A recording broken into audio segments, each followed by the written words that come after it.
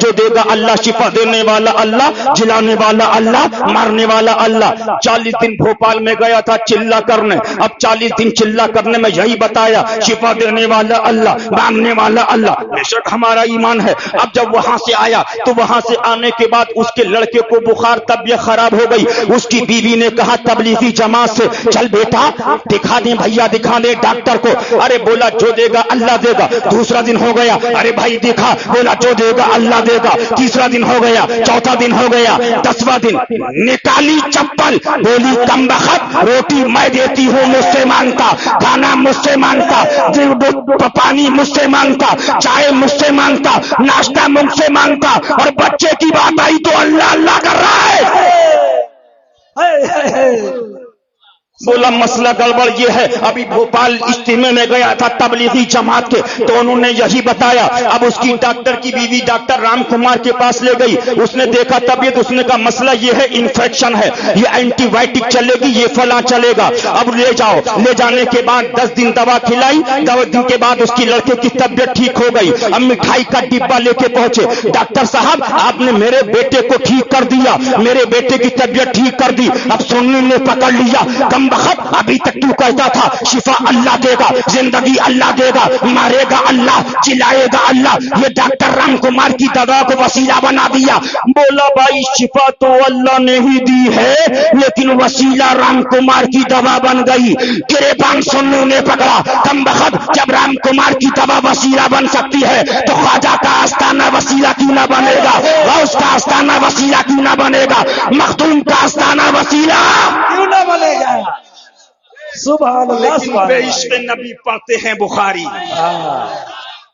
بخار آتا ہے ان کو، بخاری نہیں آتی۔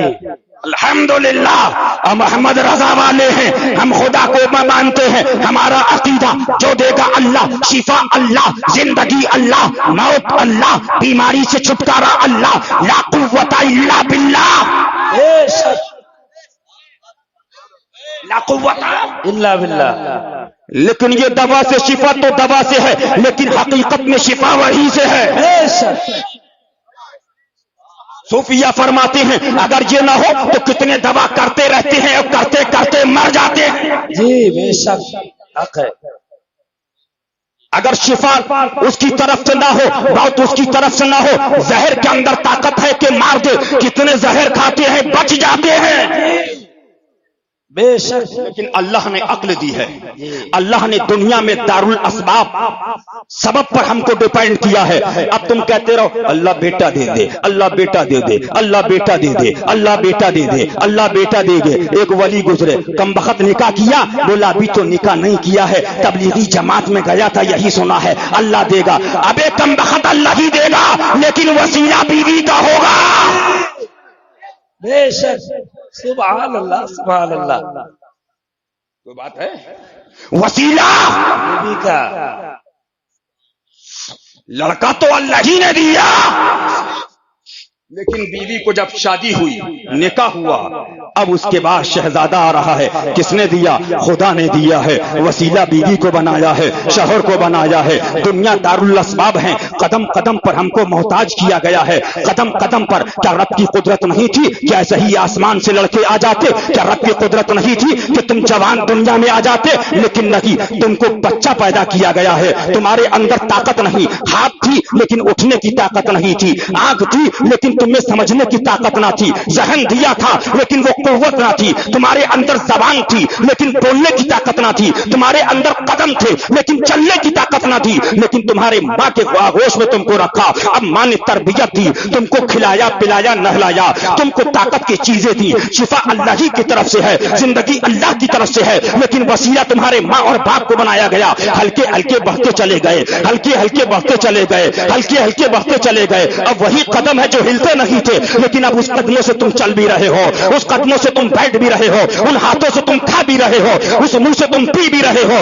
اس زبان سے تم بول بھی رہے ہو۔ رب کی قدرت ہے، رب چاہتا تو اکٹھا پیدا کر دیتا، لیکن ہمیں قدم قدم پر لوگوں کا محتاج بنایا ہے، قدم قدم پر ہمیں لوگوں کا محتاج بنایا ہے. کیا قرآن آپ اٹھا کر دیکھو, کیا اللہ قادر نہیں ہے؟